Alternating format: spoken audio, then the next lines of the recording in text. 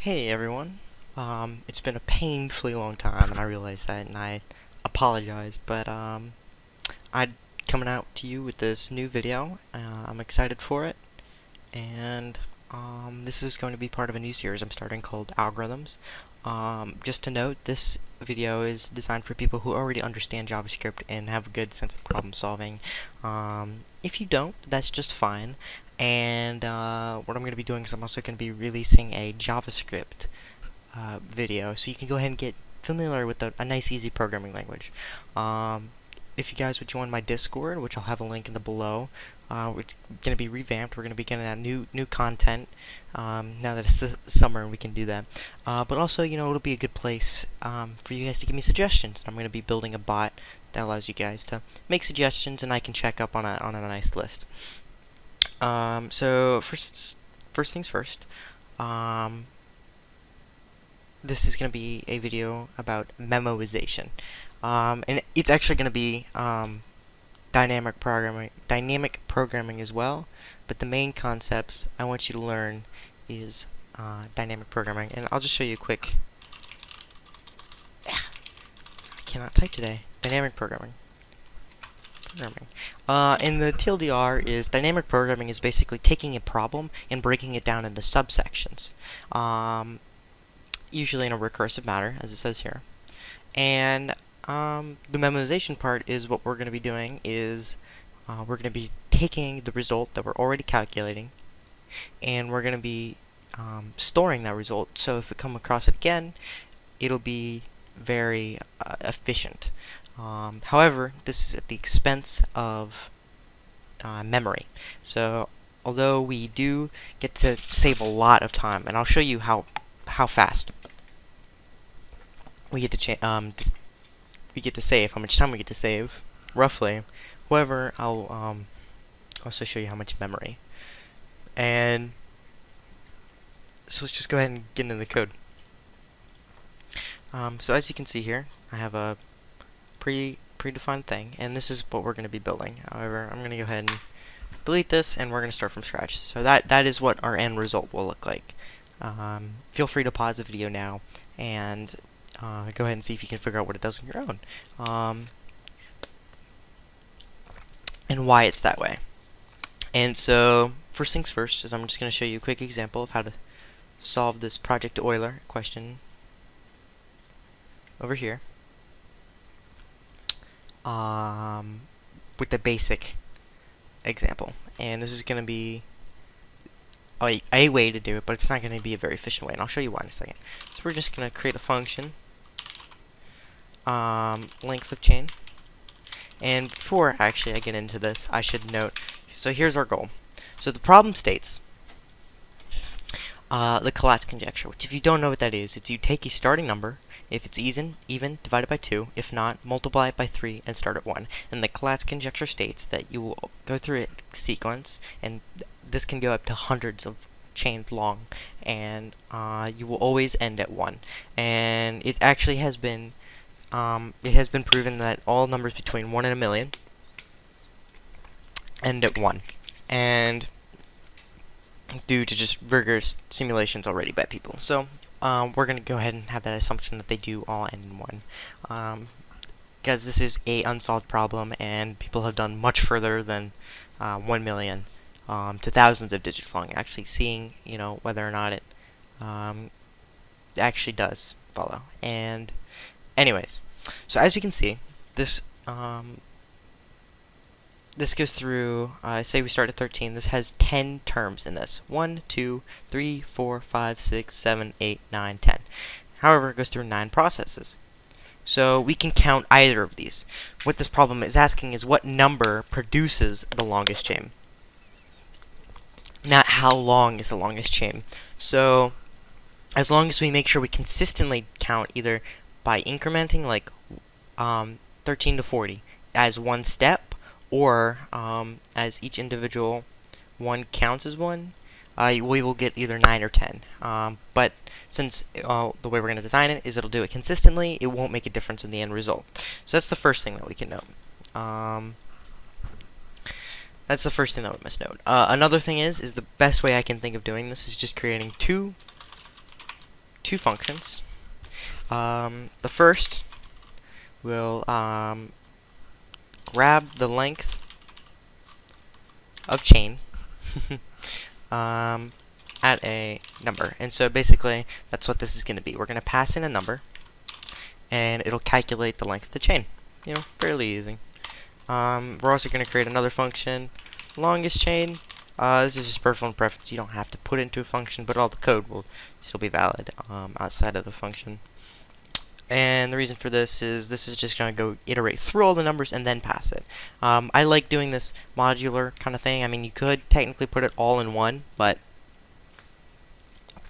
I think it's just a lot easier to think about it and edit it when it's, you know, nice like this. This also follows the dry CS tips. You know, don't repeat yourself. So anyways, we're just going to go ahead and do this. Like I said, this is, you know, kind of expecting that you already kind of know some basic programming design. So I'm not really going to go into too much detail of what's going on here.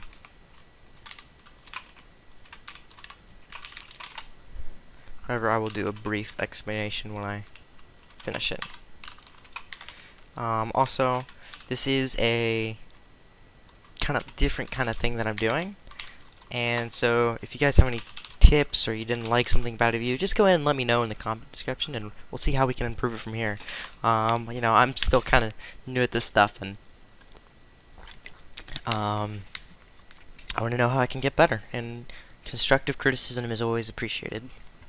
Anyways, so what this function is doing is this is a counter, and this counter is going to keep track of how long the chain is, the current chain is.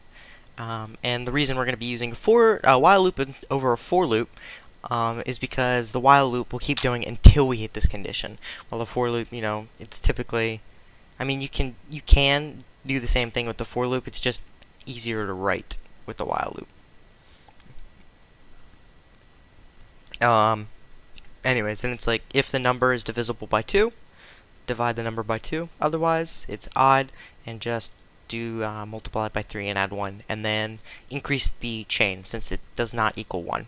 And then once this is all done, this will be the length of the chain, and just return the length of the chain.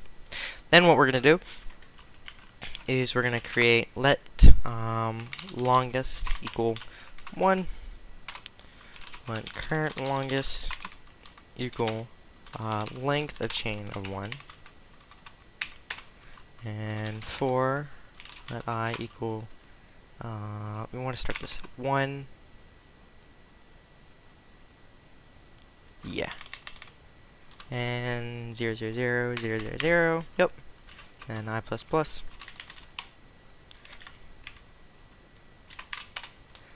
And the reason we want to start at 0, we don't want to start at 0 is because, say we pass in 0 to here, it'll go on infinitely. And the reason is because no matter what, you're always going to be either dividing a 0 by 2 or multiplying a number by 0.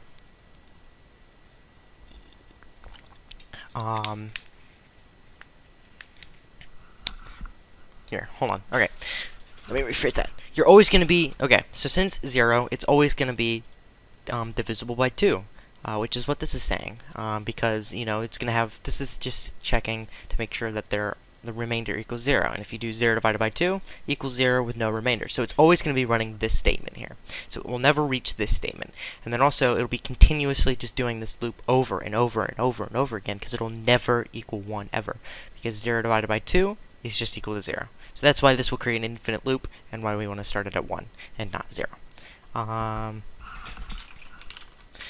Anyways, then we're just going to do the basic, you know, grab the length of the chain at I, then if, cannot type today, length is greater than current longest, then current longest equals length. And the reason I didn't just do, like, you know, put this here and there instead is because that, you know, if we store it once, you know, we don't have to do the computation twice over.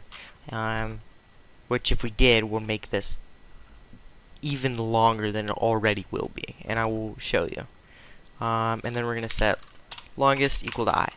And at the end of this all, we just want to return the starting index. So basically, this is going to store the starting index, and this is going to store the length of this. This is not going to be the starting index. I mean, 1 is the starting index, and the reason we set it as 1 is so we have a default value that it can compare to that's part of this. Otherwise, say we set the longest to something that's outside of the scope of this range, and that number just coincidentally is the longest chain, then, you know, it'll always fail, and it'll just return that. Or say, you know, you have a function where you're trying to figure out what's the biggest value in an array, say, and you set the default to 0, what's going to happen is if all those numbers in the array are negatives, 0 is going to be the highest one. So even though 0 is not part of that array, it's still going to return 0.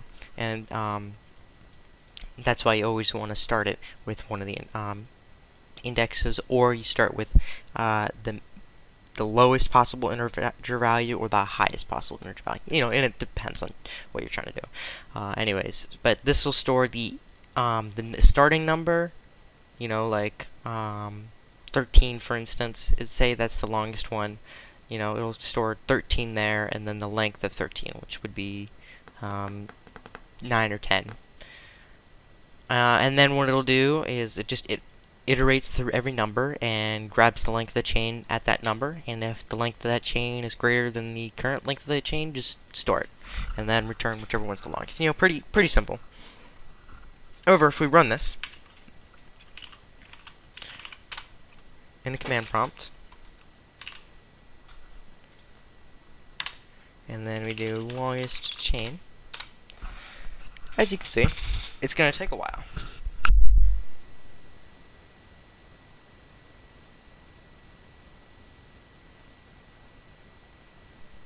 I don't have this kind of patience. So, what are we going to do about it? Well, we're going to implement dynamic programming and memoization. Like I said earlier, dynamic programming is you split up an issue into smaller subsections. And we're going to do this with recursion. And you'll see why we'll do it with recursion in a minute. And then on top of that, we're going to implement memoization, which is basically where we're trading memory for speed. So with dynamic programming, we're going to compute, you know, the length of the chain, and if we come across the say 27, you know, not necessarily, but say that goes to somewhere down the line to 13. Okay, instead of doing the computation for 13 over and over and over again, we can store 13 and just add it to this previous thing. So we're saving the rest of this chain, computing that. And although it doesn't seem very big, when these chains get hundreds of chains long, like hundreds of whatever long, that can become very computationally expensive, like we just witnessed, where it didn't finish. So if we just use up a bit of memory and store this value, we can add it together. So now, whenever something comes to 27, you know, we can forego having to do all of this again. And if something, you know, whatever led to 27, we come across that again, you know, all of that is saved, which you will see is vastly faster. So we're going to do, or actually, only, and the good part is we don't even need to touch longest chain. We only need to change length of chain, which is where all the computation is occurring. So first off, you know, just as a safety measure, if we pass a number that's equal to 0, we're going to return 0. Just as a flat case, make sure nothing goes wrong. If we wanted to, it would probably be better to set it to the lowest possible integer value, just so, you know, everything is higher than it. Technically speaking, almost everything. However, in the scope of this, it's not really going to matter too much. However, in some projects it might. And then, you know, we're going to, in recursion, we're going to have our base case. And self-explanatory, when you're doing recursion, you always have to have a base case, or else it'll be infinite and it'll never end. However, this is where we're going to start implementing memoization. And what we're going to need to do is we're going to need to create an object that'll store all the information. and it'll be easy. So if the number that we come across is in the object, which means that it is defined. So this is saying if we have come across this number before, because it will be defined, then we just want to return that number. And then we go on just regular with Collatz conjecture stuff. If it's divisible by 2,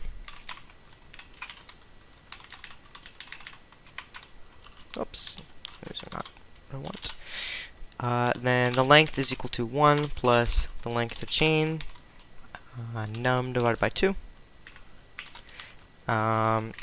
And so, if you're not familiar with recursion, I suggest you go check out some tutorials, or if this is a bit later, I should relatively soon have a tutorial on recursion out there, and I'll show you like when it's good for and stuff. And so, it's just easy. We're just continue on, and we're gonna add 1 to the length of chain. So basically, this is where the dynamic programming part comes in. We're going to compute each thing in a subsection. So,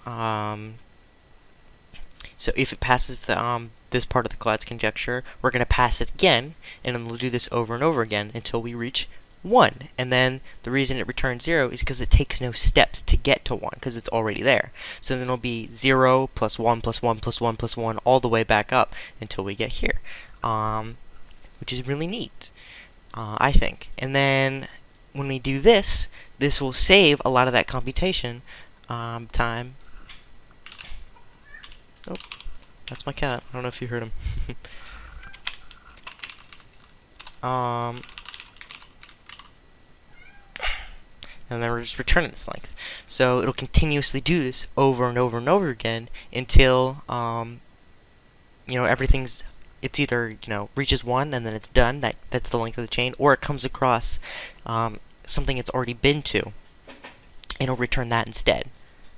And then it's the same thing. If it's not divisible by 2, then length is equal to this, except it is num times 3 plus 1. And then we're going to do the same thing, just object of num equals length, and then we want to return length. And that's it. In fact, it's efficient enough that I will run it in my console without worrying about it crashing it. And we'll do longest chain. And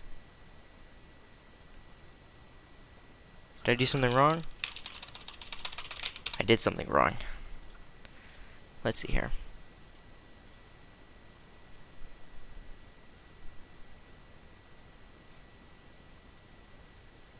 Where did I go wrong?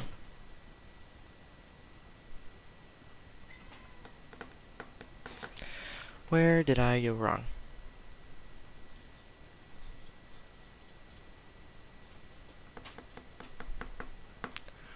Just fine. Object num equals length, return length, object of num equals length, return object of num, return 0. Maybe just return 1. Shouldn't do anything.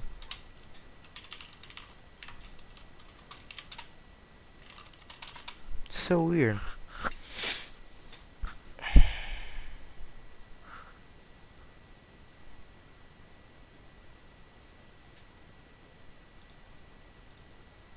Here, I'll go ahead and cut to where it's working again and see if I can find the issue.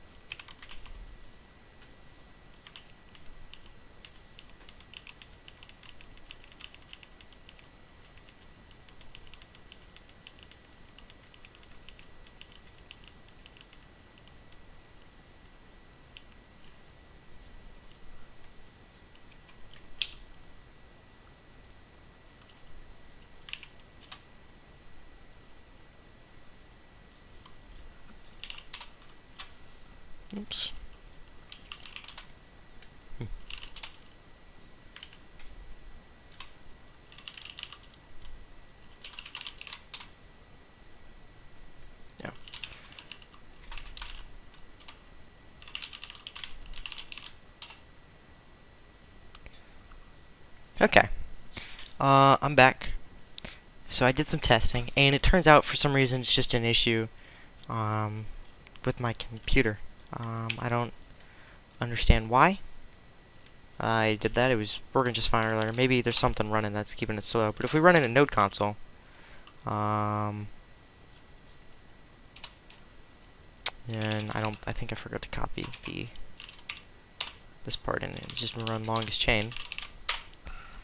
We can see that it finds it very quickly, and it's very efficiently. I must have been just some quirk with Chrome. I honestly have no clue why I would do that, especially since it was working just fine when I originally did the problem. Anyways, I would like to thank you guys for watching. If you guys have any requests on what you want, please, feel free to go ahead and come into my Discord and let me know what you guys want to see, and we'll go ahead and try and make it happen. It's been a pleasure. I'm hoping I'll be back more often, and I will see you all later.